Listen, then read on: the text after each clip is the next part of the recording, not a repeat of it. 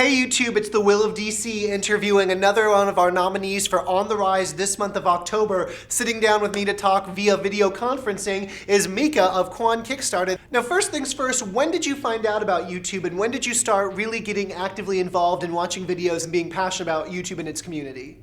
It was sometime back in 2006. I remember there were a few times where I'd spend the entire night just watching random videos. What made you want to create your own channel and start uploading videos of your own?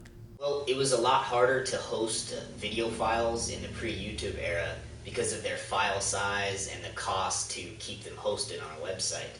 But when I discovered YouTube, I knew that from then on I'd have a good place to host my content, and for free at that. So. And for those who don't know, explain what you do on your channel and the types of videos that you put up.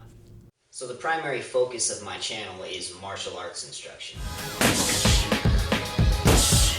I teach the martial art of Taekwondo, but I teach it in a way so that it can be used in modern sparring styles like kickboxing or MMA. And as an occasional break from the martial arts tutorials, I post vlogs, training videos, action films, or comedy sketches. When did you first find out about Taekwondo kickboxing, and what about it interested you and pulled you in so much? Well, I first discovered martial arts at an early age, and it was through watching Jean-Claude Van Damme and Jackie Chan movies. And around the age of 15 was when I got the chance to start training in the martial arts myself. Now, how much time daily do you spend in training? How much time does it take out of one's day to train to be a professional Taekwondo kickboxer? Well, that depends on whether or not I'm in training for a fight or a competition. A normal training day usually adds up to about 2.5 hours of total training time. But when I'm in training for a fight or a competition, that can be anywhere from 6 to 8 hours of total training time in that one training day. So it can be pretty time consuming. And how often do you compete? Is that something you do regularly, or is it just, special occasions? Well, from age 15 to 20, I competed pretty much any chance I got in Olympic-style Taekwondo sparring. But in 2006, I decided to retire from Olympic-style sparring and focus more on kickboxing-style sparring.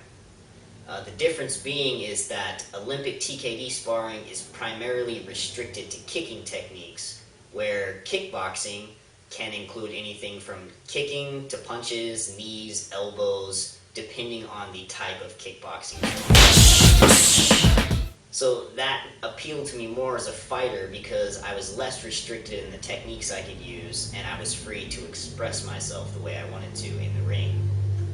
And finally, in June of this year, I had my first professional bout in Thailand, kickboxing. And I see that you're a professional stuntman as well. What's that experience like? Are there any projects that are really cool that you've worked on? Well, the stunt work can be pretty back-breaking work, literally.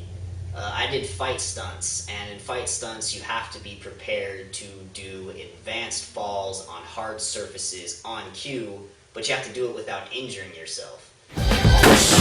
Also, once you pick yourself up from the ground, you have to be prepared to do it again and again and again, or however many more takes the director wants you to do the fall. As for my favorite project, I think it would have to be the TV series Kamen Rider Dragon Knight. It's sort of a modern Power Rangers type series, and I remember I got to wear a really cool Power Ranger looking bug ninja costume the whole day, and it was really fun. Now, because of the style and content of your channel, you have a lot of disclaimers on it that most YouTube channels don't have. Do you fear people using your videos in ways they weren't intended for? Well, I think the people that would use my videos with bad intentions would lack the discipline to properly train the techniques anyway, which wouldn't really help them in the long run.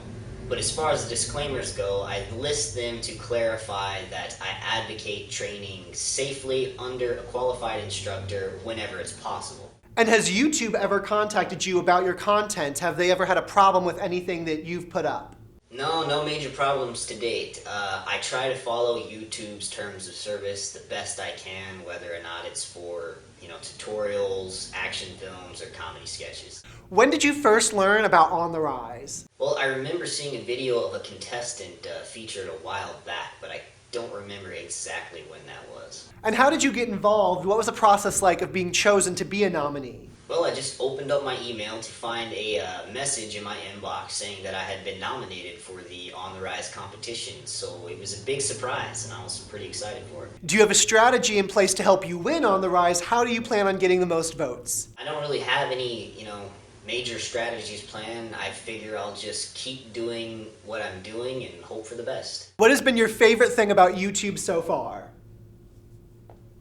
That would definitely have to be the removal of the middleman.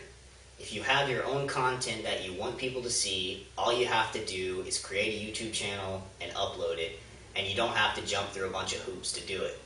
No matter if you're a filmmaker, a musician, an actor, a teacher, it doesn't matter.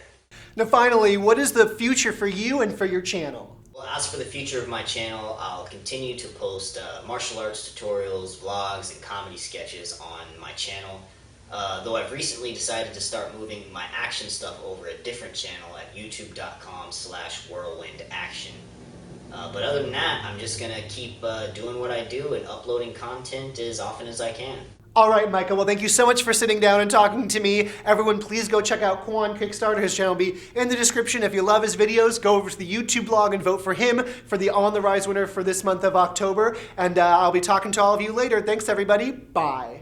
I just want to say thank you guys for your time, and thank you again for the opportunity.